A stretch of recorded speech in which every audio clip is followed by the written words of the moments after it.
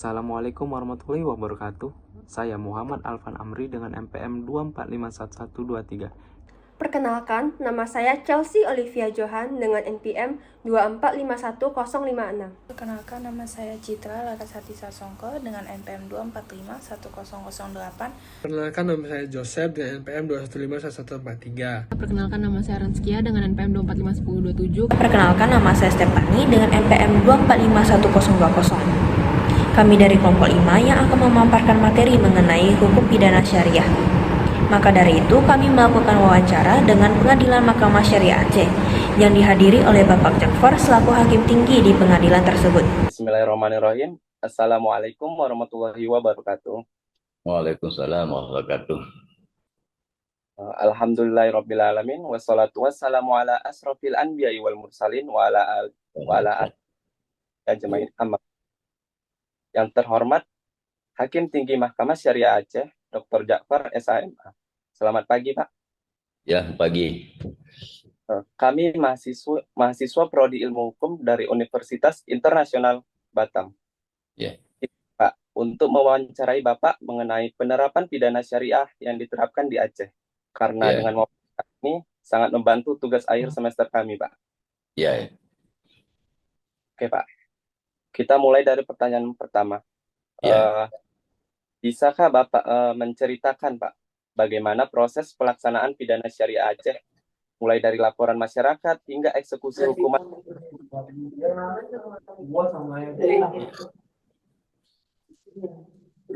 Maksudnya sejarah penerapan atau hukum jinayat aja? Jinayat saja, Pak. Jinayat? Ya, Pak, jinayat. Ya. Tadi pertanyaannya? Proses pelaksanaan pidananya, Pak, mulai dari laporannya hingga eksekusi hukumannya, Pak. Oh ya. Kalau hukum jinayat Aceh itu sama dengan hukum pidana, artinya dia dimulai dari penyidikan, kemudian penuntutan, kemudian proses di peradilan, kemudian setelah diputus oleh pengadilan, kalau misalnya putusan itu pemidanaan, maka dia dieksekusi oleh jaksa. Kalau itu sama, tidak ada beda ya. Dan melibatkan polisi, jaksa, hakim, lembaga pemasyarakatan, dan advokat. Ya. Kalau untuk prosedurnya sendiri, Pak, seperti apa, Pak? Prosedur maksudnya? Pelaksanaan dari sidangnya sampai eksekusinya itu apakah ada yang berbeda gitu, Pak? Tidak ada perbedaan, itu sama. Artinya ketika seseorang ditangkap, kemudian diselidiki, kemudian penyelidik, artinya penyelidik, kemudian setelah selesai penyidikan, penyidik kemudian menyerahkan kepada jaksa penuntut umum. Jaksa penuntut umum melihat berkas, kalau berkasnya masih kurang dikembalikan kepada polisi. Kemudian kalau berkasnya sudah lengkap, dia meneruskan kepada hakim pelimpahan perkara. Kemudian hakim setelah menerima berkas perkara mempelajari apakah wewenang daripada mahkamah syariah atau bukan. Kalau wewenang,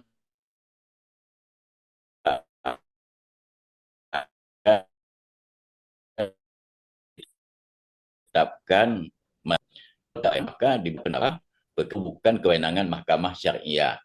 Apabila memang itu merupakan kewenangan mahkamah syariah, maka ditetapkan majelis hakim. Majelis hakim mulai proses persidangan. Itu dimulai daripada pembacaan surat dakwaan, kemudian kalau ada eksepsi, ya eksepsi, kemudian pembuktian, kemudian terus tuntutan, kemudian putusan, dan terakhir eksekusi.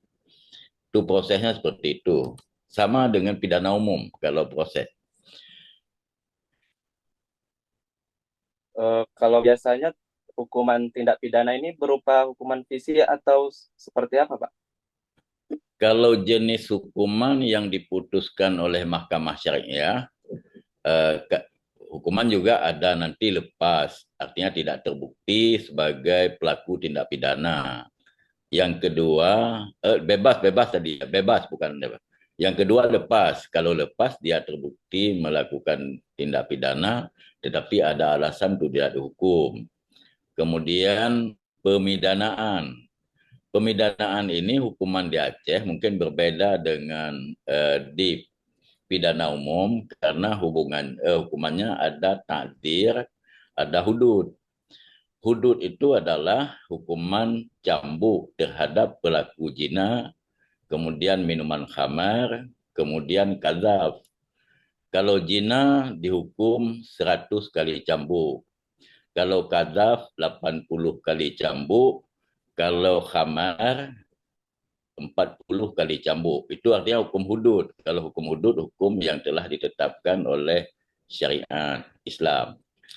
Kemudian ada hukuman takdir. Hukuman takdir ada juga hukuman berupa cambuk. Cambuk artinya cambuk takdir. Misalnya judi. Kemudian ada lagi misalnya penjual khamar. Kalau peminum tadi hudud, penjual, edar, macam itu takdir, cambuk. Kemudian ada hukuman penjara. Hukuman penjara itu terhadap pemerkosaan, terhadap pelecehan seksual. Itu umumnya penjara. Demikian. Kalau yang cambuk tadi Pak, apakah ada dispensasi atau pengecualian hukum bagi kelompok tertentu Pak, seperti anak di bawah umur atau orang dengan gangguan mental? Ya, kalau terhadap anak itu berlaku di samping hukum jinayat juga berlaku Undang-Undang Nomor 11 Tahun 2012 tentang SPPA, Sistem Peradilan Pidana Anak. Ya, itu berlaku. Ada misalnya nanti ada diversi, kemudian ada juga restitusi, kemudian ada juga pidana tertentu nanti dengan RJ, Restoratif Justice.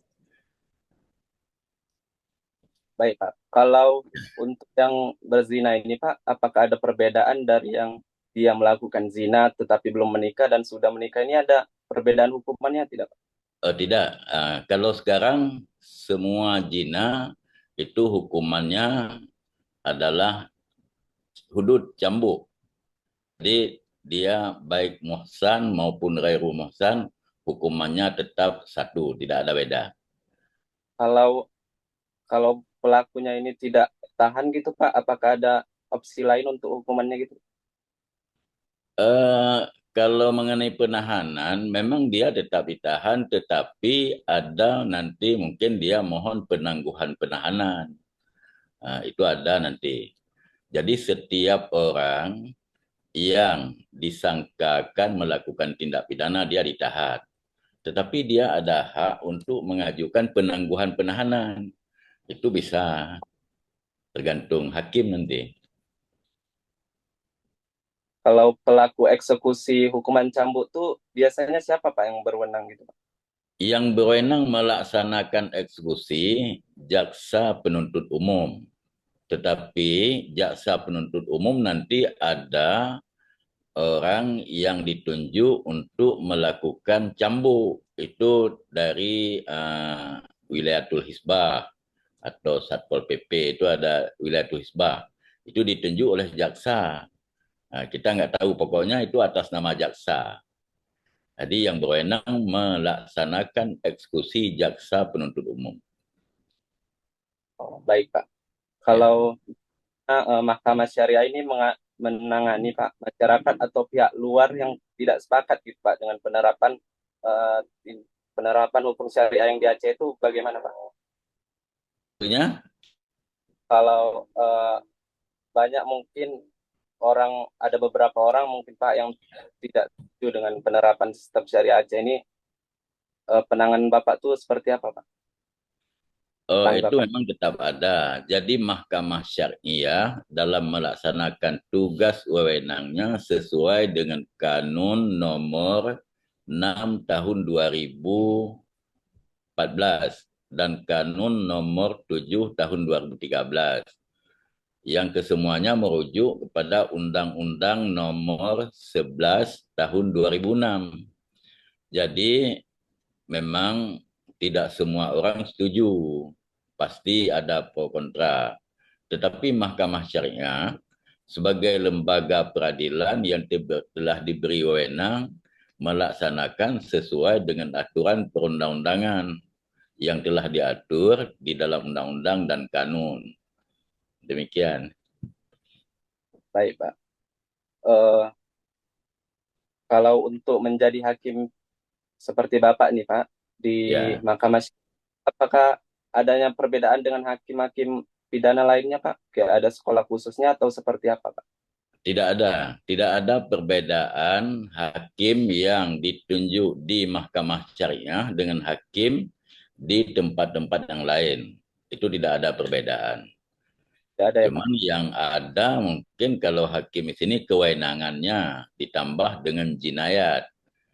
Tapi kalau untuk penunjukan hakim sama. Kemudian testing sama, masuk hakim sama, semua sama. Karena hakim itu secara nasional dia. Cuman yang ada beda untuk menjadi pimpinan Mahkamah Syariah Aceh, artinya untuk menjadi ketua dan wakil, harus pernah berpengalaman jadi hakim tinggi di Mahkamah Syariah Aceh. Itu yang beda, yang lain tidak ada. Baik, Pak. Ya. Kalau bagaimana pelaksanaan pidana di Aceh ini mempengaruhi tingkat kejahatan di Aceh tidak, Pak? Oh ya, Seperti diterap. penegakan syariat Islam di Aceh ini terpengaruh. Artinya begini, kalau di Aceh sekarang ini klub malam nggak ada. Tidak ada ya? Judi tidak ada. Kalaupun ada dibuka. Kemudian minuman khamar juga tidak ada. Kalaupun ada tertutup. Jadi artinya tidak seperti terbuka, dapat dilihat oleh orang macam-macam. Jadi kalau ada tetap mungkin ada ya, cuman dia sembunyi-sembunyi mungkin. Oh, begitu ya, Pak? Ya. Selanjutnya, biasanya itu waktunya itu berapa lama, Pak? Dari ditetapkannya dia menjadi tersangka sampai eksekusinya itu, Pak? Oh, ini tergantung proses. Kalau waktunya yang pertama penyelidikan dan penyidikan itu di kepolisian. Dia nanti ada masa tahanan. Tahanan, kemudian nanti tahanan misalnya 20 hari nanti diperpanjang lagi. Setelah itu nanti diserahkan kepada jaksa. Jaksa juga ada masa penahanan. Kemudian penahanan nanti ditambah misalnya 20 tambah lagi. Kemudian di hakim tingkat pertama juga ada. Jadi setelah putus itu semuanya baru dieksekusi. Jadi apabila melampaui batas penahanan yang telah ditetapkan, maka itu dikeluar dari tahanan. Ya. Jadi prosesnya melalui proses itu nanti bisa dibaca di Kanun Nomor 6 tentang penahanan berapa hari misalnya. Itu ada di pasal 29 sampai pasal 21 sampai 29. Baik, Pak. Ya. Kalau ceritakan, Pak, sejarah awalnya hukum pidana syariah di Aceh ini diberlakukan tuh kapan, Pak? Kalau hukum jinayat diberlakukan di Aceh,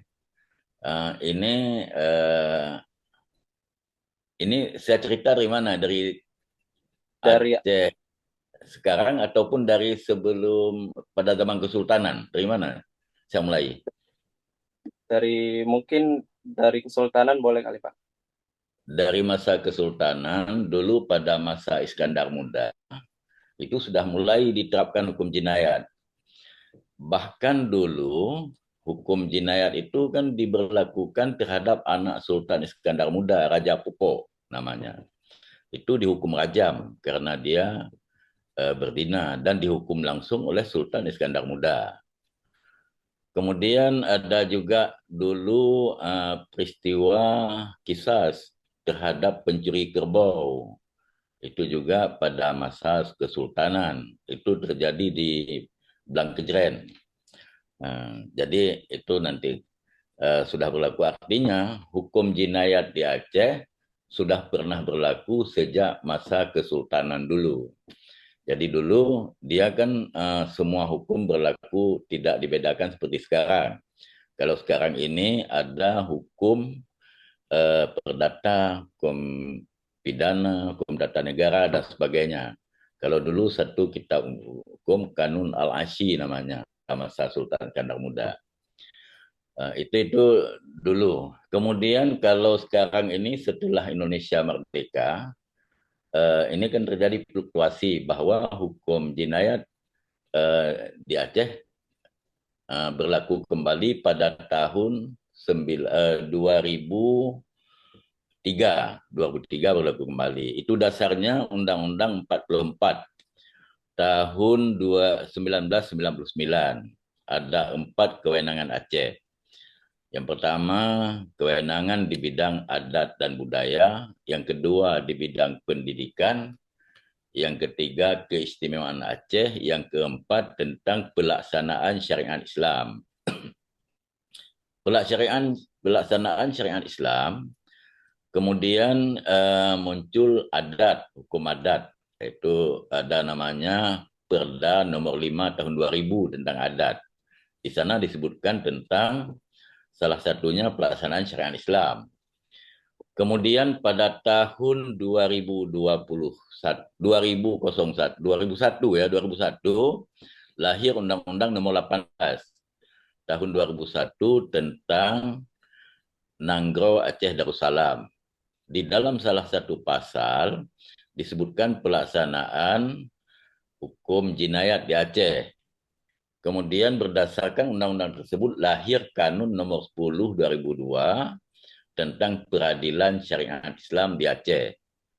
Kemudian berdasarkan kanun itu berlaku 3 hukum jinayat di Aceh. Ada dulu berlaku maisir, judi. Kemudian ada khamar, minuman khamar. Kemudian ada khalwat. Itu berlaku sampai tahun 2014. Kemudian dirubah dengan Kanun nomor 6 tahun 2014. Sekarang berlaku 10 jarimah yang termasuk wewenang Mahkamah Syariah. Jadi ada 10. Jadi yang pertama minuman khamar tetap. Kemudian yang kedua maisir, judi. Yang ketiga khalwat tetap. Yang keempat ikhtilat. Yang kelima pemerkosaan. Kemudian pelecehan seksual. Kemudian kadzaf. Kemudian liwat. Kemudian musahakah. Itu ada 10. Kalau narkoba masuk tidak, Pak? Narkoba enggak. Minuman khamar aja masuk. Narkoba enggak. Kalau tantangannya nih, Pak, apa tantangan terbesar dalam penerapan hukum pidana Islam di era sekarang tuh, Pak? Kalau tantangan itu ada ya, karena begini, tidak semua orang setuju pelaksanaan hukum jinayat. Itu memang pasti ada. Yang kedua, tidak setuju dengan penerapan hukum cambuk juga ada. Kemudian tidak setuju dengan misalnya katakanlah hal-hal yang judi misalnya, khalwat misalnya, ada macam-macam itu. Artinya begini, setiap hukum diterapkan, baik itu hukum lokal maupun nasional, pasti ada yang pro kontra. Juga di Aceh pasti ada yang tidak setuju, yang kurang kena, pasti ada. kalau dari pemberlakuannya hukum syariah ini Pak, masyarakat yang mau apa pemimpin terdahulu yang mengusulkannya Pak? Kalau pelaksanaan hukum syariat di Aceh, sebenarnya masyarakat Aceh ini kan kental pemahamannya terhadap agama. Bahkan hampir setiap orang Aceh ini menginginkan hukum Islam tegak.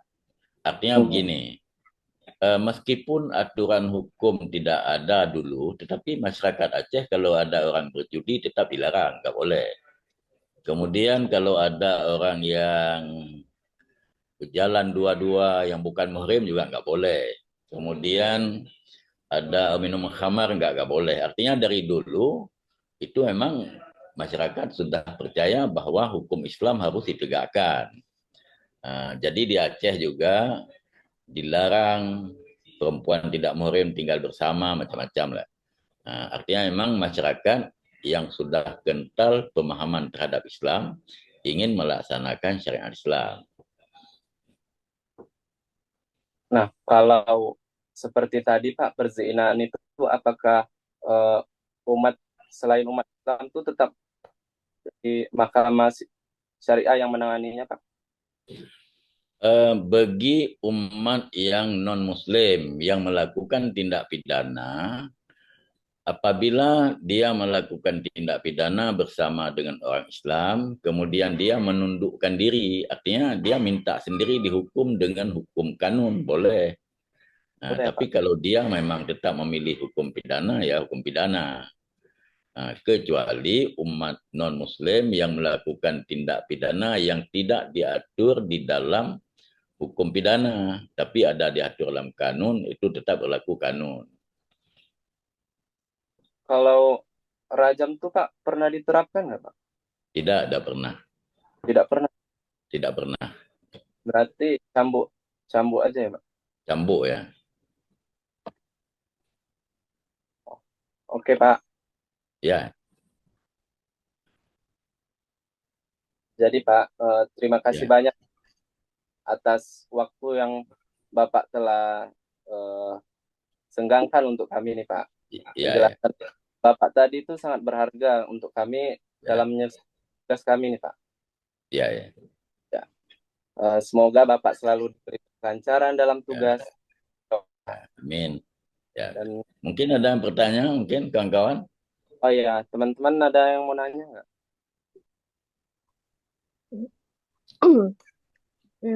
Selamat pagi Pak. Ya. Ya, saya mau tanya, apa sumber utama dari hukum Islam? Sumber utama hukum Islam, maksudnya hukum yang berlaku di Aceh? Ya. Ya, kalau yang berlaku di Aceh, kalau sumber utamanya adalah Al-Quran dan Sunnah yang telah diimplementasikan dalam kanun. Kanun nomor 6 tahun 2014 sebagai hukum material dan kanun nomor 7 tahun 2013 hukum formil. Jadi kanunlah sumber utama kalau sekarang. Udah gitu aja ya Pak? Ya. Baik, selamat pagi Pak. Ya pagi ya. Jadi saya mau bertanya, apakah peran ulama itu diperlukan ya dalam menafsirkan hukum pidana Islam di Aceh? Maksudnya? Peran ulama di hukum pidana Islam itu Iya. Peran ulama dalam pembentukan kanun. Iya. Kalau dalam pembentukan ya semua terlibat, artinya perguruan tinggi terlibat, kemudian ulama terlibat, pemerintah terlibat, semua unsur masyarakat dilibatkan dalam memberikan masukan-masukan terhadap pembentukan kanun.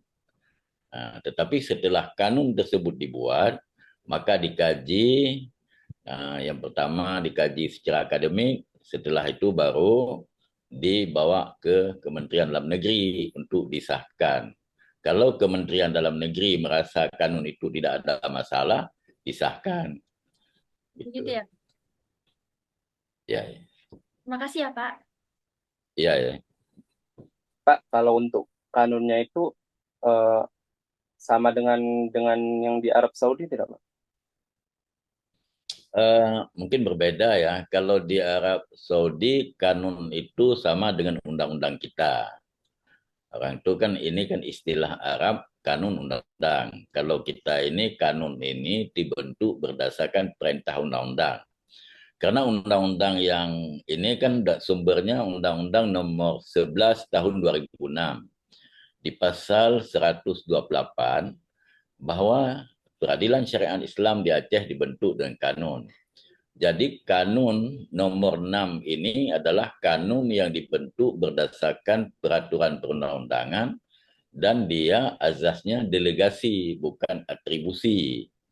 Jadi karena delegasi maka kanun ini tidak bisa dibatalkan oleh Menteri Dalam Negeri tetapi harus melalui uji material di Mahkamah Agung. Nah, jadi berbeda dengan di Arab Saudi. Oke, Pak. Ya. Terima kasih ya, Pak, atas waktunya, Ya, Pak. ya. Saya rasa Ya, ini ya.